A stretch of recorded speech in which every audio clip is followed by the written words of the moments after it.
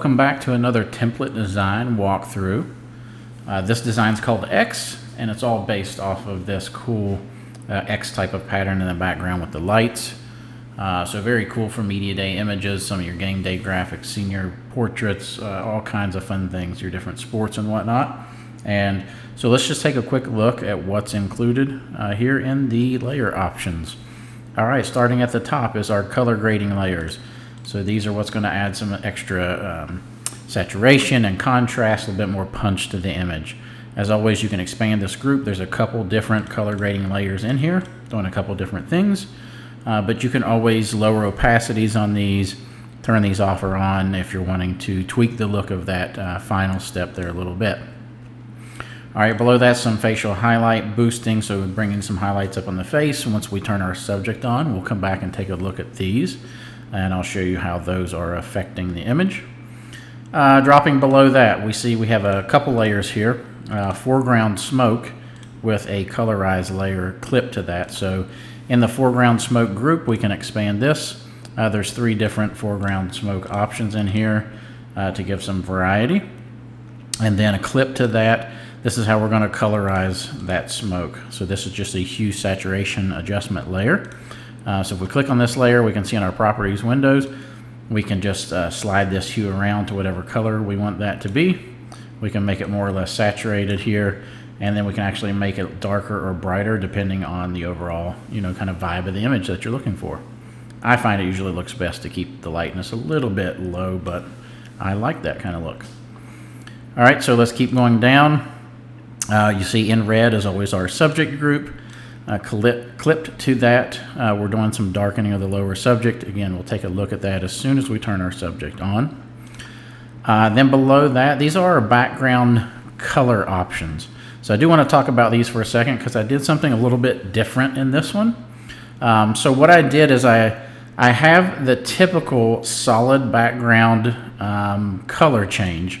So normal hue saturation adjustment layer. So if we turn this on, it's simply sliding this hue to whatever color shade that you want. Let's turn our foreground smoke off so that's not messing with us. All right, so again, just pushing this hue and the saturation and lightness and things around. You can do this just simple, straightforward, solid color fill, or I should say solid color adjustment. But if we turn this off, I've got a few other options in here where I've created some dynamic coloring. So for instance, the dynamic red is turned on right now, and we've done this via a gradient map because this is actually going to produce a little bit more of a realistic effect. If you look at the images where you have a lot of this real lighting in the background, you're going to find that the variations in the color hues shift a little bit as things go into the smoke and the way that the light colors look when the camera captures the image and things.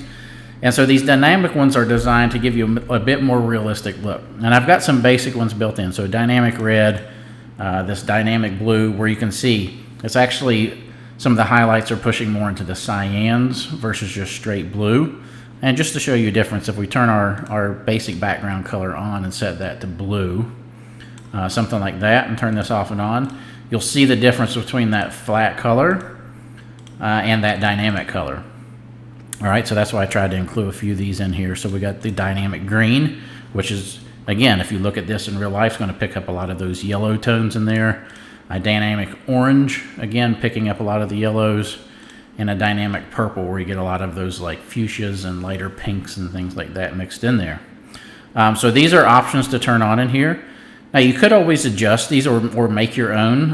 Let's say you wanted to go with something more yellow. Okay, you could duplicate this layer, Command or Control J, and let's just say we wanted to make a custom one here. This is something you wanted to set up because you need a very specific color.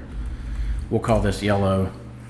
Well, if we come up here and click on our gradient map, we can set these colors. So I'm going to click on the little tab here and then click color, and that brings us our color picker.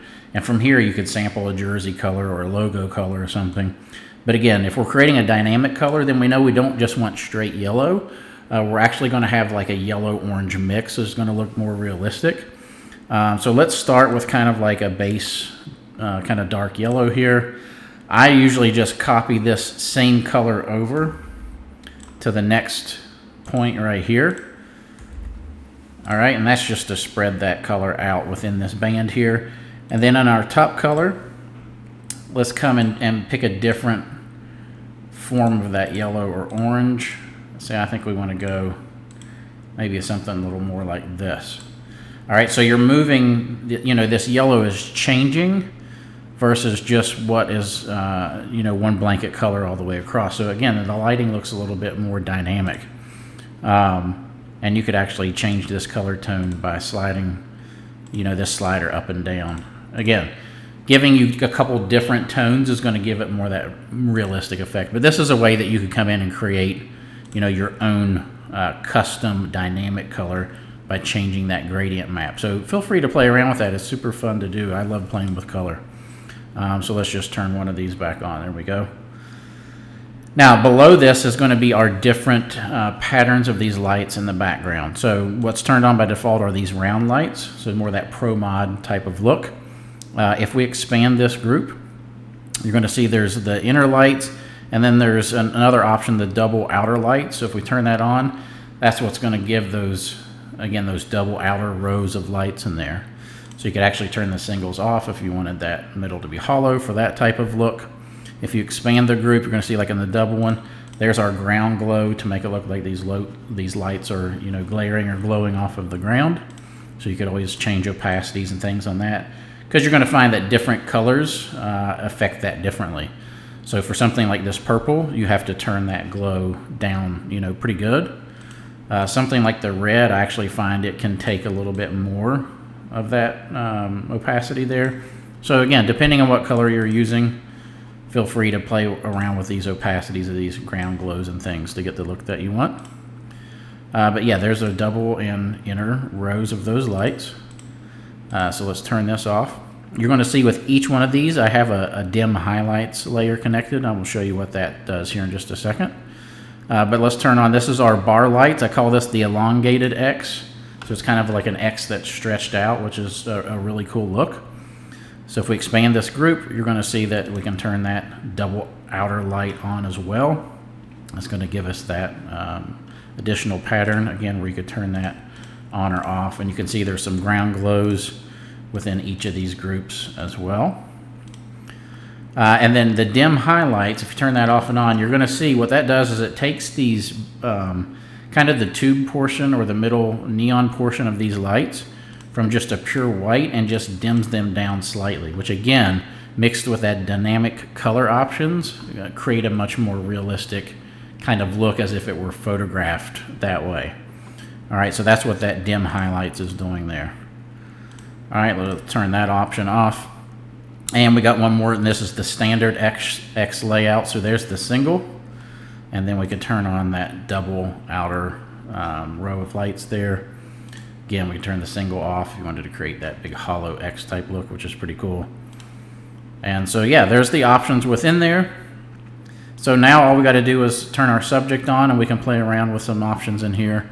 So let's come up. I've just got a subject dropped in here. So now he's, you know, in a red jersey, so we want to go with more of a red background. Now, if we turn our color off, just want to show you, you could go black and white just by turning the color off, which is again is a cool look. But if we turn this background, the solid color on, we could very well just take this to red, maybe slight orange tint to match the jersey a bit more. And that looks super cool. Like there's nothing wrong with that at all. You know, I think that looks great. Gonna play with that saturation a little bit there. Looks perfect. But if we turn this off and we go down to this dynamic red, now we get a lot of those orange glows, which again, just really pull more of that realistic look into the composite. Because if you turn on like a red neon tube or something like that and photograph it, you're going to find there's often a lot of these orange highlights and things in there versus just a straight red. So I really like the dynamic color options in this one. And then you just come down and play with, you know, really whatever lighting pattern you want. So we could look at the round lights, which I think looks awesome. We could turn the doubles on. Again, I think looks great. We could turn the middle off. I'm loving this design. There's so many cool options in here. Let's look at the elongated X. Again, I think that looks super cool. So it just really depends on the look that you're going for. I love the look of those single tube lights. Been seeing a lot of that lately. That looks really cool. And then let's go with that standard X shape again. Very cool there. Yeah, I love it. So it's really just a siding. Like I think on this one, I like the look of that right there. So once I find the background pattern I like, we've got our color set. Last thing I'm going to come up is to these facial highlight boosts. So now I've got these set. If we expand this out, we can see this one here, facial highlight boost is for lighter skin. The one above this is for darker skin. So since he has a darker skin tone, I'm just going to select this layer mask, grab a white brush. Let's bring the flow up a little bit. And I'm just going to paint over his face here a little bit. And the whole idea is it's just going to pull those facial highlights up. And again, this is a portrait, so even though it's a composite, we want our attention to be on our subject's face. And so this just helps bring that attention back up and make it look like the face is a little bit more lit, which plays really well with the color grading. And there we go. It's as easy as that. Then you would just have to turn some smoke back on if you wanted foreground smoke. It also looks very good with the smoke off. But yeah, hope you have a lot of fun with this one. I really hope it makes you a lot of money, and I would love to see what you create with this. So please feel free to share it with me directly or share it in the JHP Backgrounds Facebook group, and I look forward to seeing you on the next one.